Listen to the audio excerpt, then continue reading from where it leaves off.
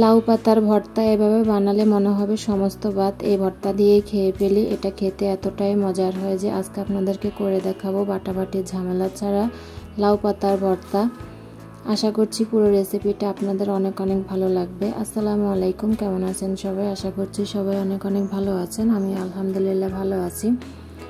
তার জন্য আমি এখানে নিয়েছি লাউ পাতা, আগে থেকে কেটে ধুয়ে রেখেছি। আমি আমার পরিমাণ মতো নিয়েছি, আপনারা আপনাদের পরিমাণ মতো নিয়ে নেবেন। এরপর দিয়ে দিলাম স্বাদ মতো লবণ। এখন ভালো করে একটু নেড়ে চেড়ে আমি ঢাকনা দিয়ে ঢেকে দিচ্ছি। পাতাগুলোকে আমি সুন্দর করে সিদ্ধ করে নেব। ঢাকনাটা সরিয়ে আমি আবার একটু নেড়ে চেড়ে দিচ্ছি। আমি কম পরিমাণে নিয়েছি, আপনারা চাইলে বেশি পরিমাণও নিতে পারেন, কোনো সমস্যা নেই। আমার ভিডিওটা আজকে যে যেখান থেকে দেখা শুরু করেছেন সবাইকে জানাই অসংখ্য অসংখ্য ধন্যবাদ। সবাই লাইক দিয়ে পুরো ভিডিওটা দেখে নেবেন। এই যে পাতা থেকে অনেকটাই পানি ছেড়ে দিছে, পানিটা শুকিয়ে যাওয়া পর্যন্ত আমি পাতাটাকে সিদ্ধ করে নেব।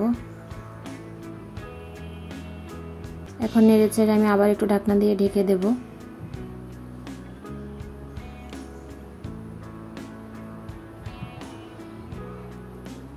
এ পর্যায়ে আমি আবার ঢাকনা সরিয়ে নিচ্ছি। এই যে পানিটা একদমই শুকিয়ে গেছে, পাতাটাও খুব সুন্দর করে সিদ্ধ হয়ে গেছে। আমি এখন চুলা থেকে পাতাটাকে উঠিয়ে নেব।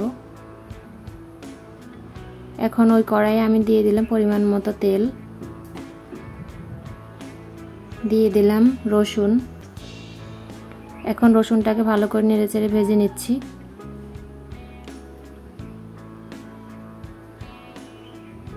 রসুনটা কিছু ভাজা হয়ে গেলে এখানে দিয়ে দিব শুকনো মরিচ। শুকনো মরিচটাকে নেড়েচেড়ে ভেজে নিচ্ছি রসুনের সাথে।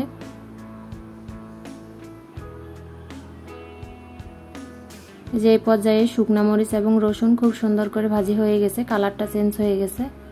এখন আমি এটাকে উঠিয়ে নিচ্ছি।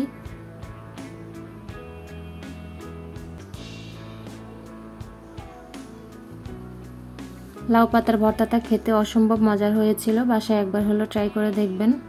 এরপর আমি এখানে দিয়ে দিব কুচি করে রাখা পেঁয়াজ। এখন পেঁয়াজটাকে ভালো করে নেড়েচেড়ে ভেজে নেব। কাছে এবং দূরে যে যেখান থেকে আমার ভিডিওটি দেখছেন চাইলে কিন্তু আমার চ্যানেলটি সাবস্ক্রাইব করে দিতে পারেন।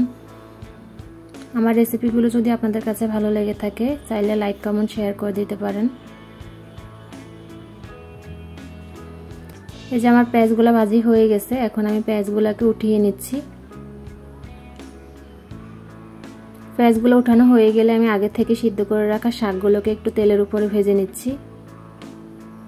এতে করে ভর্তার স্বাদ আরো দ্বিগুণ হবে।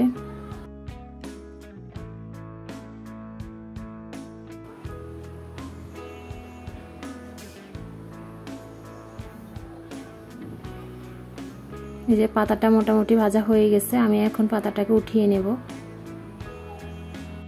আমি আগে বলেছিলাম যে বাটাবাটি ঝামেলা ছাড়া লাউ পাতার ভর্তা করে দেখাবো আজকে আপনাদেরকে। তার জন্য আমি ব্লেন্ডার জগে আগে থেকে ভেজে রাখা শুকনো মরিচ দিয়ে দিলাম। এখন পাতাগুলো দিয়ে আমি ভালো করে এটাকে ব্লেন্ডার করে নেব। আপনারা চাইলে পাটায় পিষেও নিতে পারেন। এই যে আমি ব্লেন্ডার করে নিয়েছি। এখন আগে থেকে ভেজে রাখা রসুন এবং পেঁয়াজগুলো দিয়ে দেব। পেঁয়াজ রসুন আমি কিন্তু বেশি ব্লেন্ডার করব না, পাতাটাকে আমি আগেই ভালো করে ব্লেন্ডার করে নিয়েছি। পেঁয়াজগুলো একটু আস্ত আস্ত থাকলে ভর্তা খেতে ভালো লাগে। পেঁয়াজ রসুন দেওয়া হয়ে গেলে এখন ঢাকনা দিয়ে ঢেকে আমি এটাকে ব্লেন্ডার করে নিয়ে আসছি। যে পর্যায়ে আমার লাউ পাতার ভর্তা প্রায় হয়ে গেছে। এখন আমি দিয়ে দিয়েছি পরিমাণ মতো সরিষার তেল। সরিষার তেলটা দিয়ে আমি ভালো করে চামচ দিয়ে মিশিয়ে নিচ্ছি। আপনারা চাইলে হাত দিয়েও মিশিয়ে নিতে পারেন। এর পর্যায়ে আমি দিয়ে দিলাম আগে থেকে ভেজে রাখা সামান্য একটু পেঁয়াজ রেখে দিয়েছিলাম, ওটাকে দিয়ে দিচ্ছি। এখন ভালো করে আবার মিশিয়ে নিচ্ছি।